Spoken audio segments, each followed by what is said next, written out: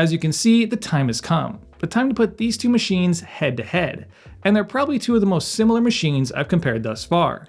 Of course, at a glance they don't look all that similar, but they share a lot of the same functionality, even using very similar methods and technology.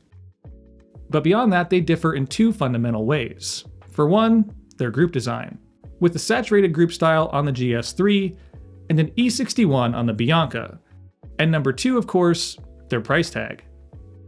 And don't get me wrong, neither of these machines are inexpensive. With the Bianca coming in at less than half the price of the GS3, there is a bit of a gap there to say the least. But this brings me to the question that many of you, and myself included, have: is there a gap in their performance, and subsequently their espresso quality? Well, I'm going to give you my 2 cents on that today, after breaking down each machine feature for feature and blind tasting their espresso shot for shot. But first, a quick word from this video's sponsor, STANDART Magazine. If you're into coffee, its culture, and learning about the world around it, STANDART Magazine is the perfect addition to your brew bar or coffee table. With quarterly releases, they shed light on issues both inside and outside of the cafe, highlighting people who elevate the industry, and deep dives into new ideas around all things coffee. To sweeten the deal, each issue also includes a sample of coffee from some of the world's best roasters to give you the full sensory experience. You can't really beat the combination of fresh coffee and fresh print. So head over to standartmag.com/Sprometheus or enter code Sprometheus at checkout for a discount on your own subscription of coffee and culture, shipped direct to your door nearly anywhere in the world.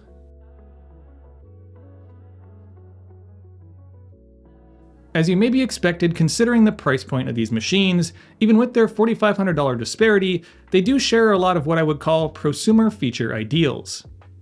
That of course being dual boilers with PID control for consistent shot temperatures, and the ability to steam and pull espresso at the same time.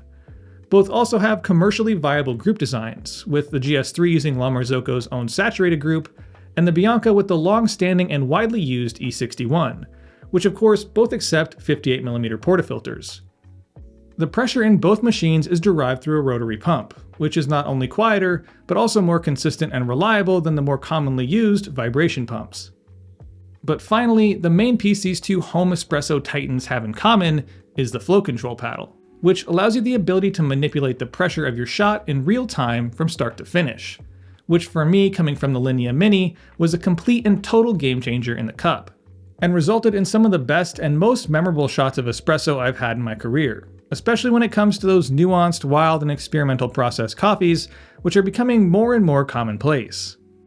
So basically, these two have very similar headlines and overall functionality, which I think creates a pretty unique rivalry in terms of how they perform and what they produce in the cup. But there are also some differences under the surface.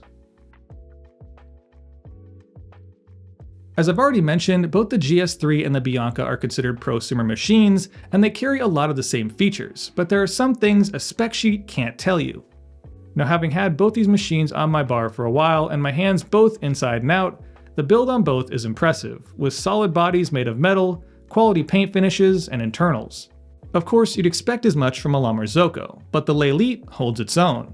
And a lot of the differences I noticed are more or less a byproduct of different engineering than overall quality.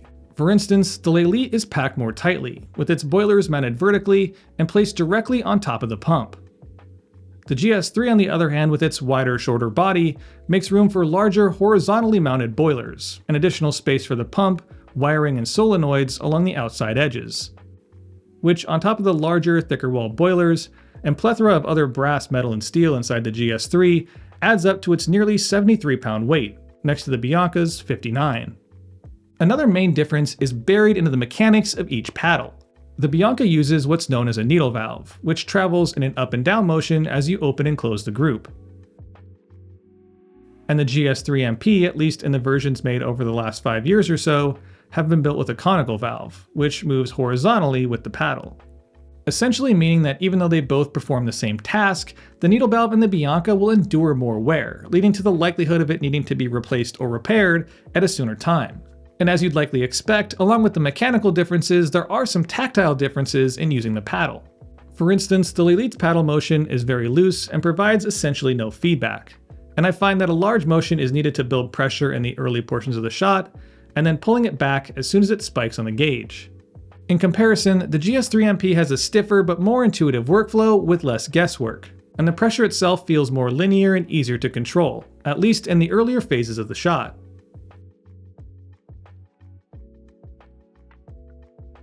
So now that we've covered the machines from the inside out, it's time for the main event, tasting some espresso. Considering both the GS3 and the Bianca are at the upper echelon of their respective brand offerings and aren't really new to the home espresso scene, I don't think there is any debate that both can pull some tasty shots. But as we've learned from previous comparisons, there's always something in these machines that sets them apart in the cup, and a blind taste test seems to be the best way to figure out what that is. So, much like my other similar side-by-side videos, I asked my talented and highly experienced barista friend Siri to come and prepare shots for me while I wait in the other room. The shots themselves will be pulled using 17 grams of coffee, using 5 to 7 seconds of a 3-bar pre-infusion, a peak pressure of 6 bars, and a quick 1-second ramp down, ideally finishing with a yield of 36 to 40 grams in about 35 to 40 seconds. To round things out and to also get a broader view of these machines' differences in the cup, I'll be taste testing 2 separate coffees. The first will be the Orbital Motion Espresso blend, and the second a Costa Rica Black Honey, both from Brandywine Coffee Roasters. First up, I tasted the blend, and both shots were relatively similar in general flavor and texture, carrying through some of the milder notes of brown sugar and baking spices, but one shot in particular stood out, and that one was from the GS3. It had a very smooth balance of flavor, carrying not only the heavier underlying notes, but also more of the fruity and nuanced flavors with a juicier mouthfeel. Next up, Siri brewed the Costa Rica Black Honey. These shots were surprisingly different. One was very smooth, sweet, and overall a generally enjoyable shot.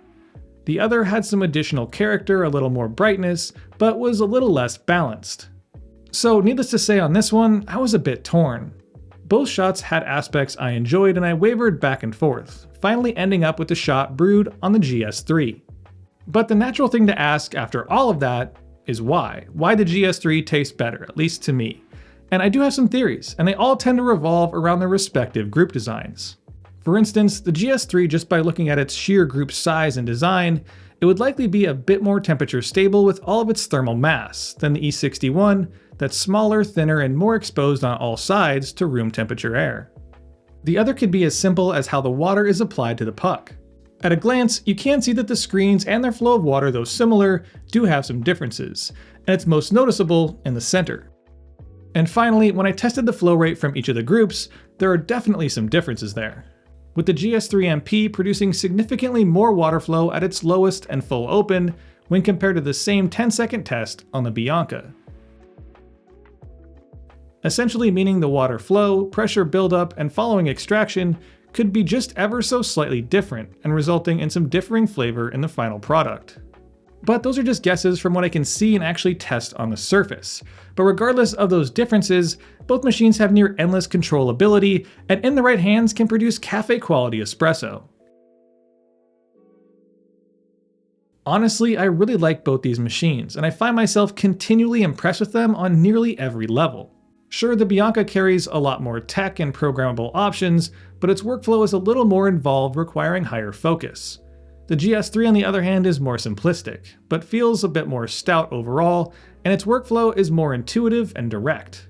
Of course, as I always say in these side-by-side comparisons, there is no winner and loser, and I could recommend either one on the merits of their design, engineering, fit and finish, and most importantly, espresso. But I do have one bombshell admission to leave you with as I wind this one down, and here it is. As much as I love my GS3MP, the Lelit Bianca scratches my flow profiling itch, and had I had that one before I got the GS3, I may have rethought that purchase. And on that note, I think it's time I wrap this one up and pass the conversation on to you. What are your thoughts here? Are you Team GS3 or Team Bianca? Drop your answers to that question and any others you may have in the comment section down below. And as always, I'll see y'all next week. Thanks for watching, and if you enjoyed the video, don't forget to like, share, and subscribe. Hit that little bell button for notifications of new videos posted every Friday. Check out my Instagram at Sprometheus for content throughout the week, my blog at Sprometheus.com, and as always, stay caffeinated. Pony Boy.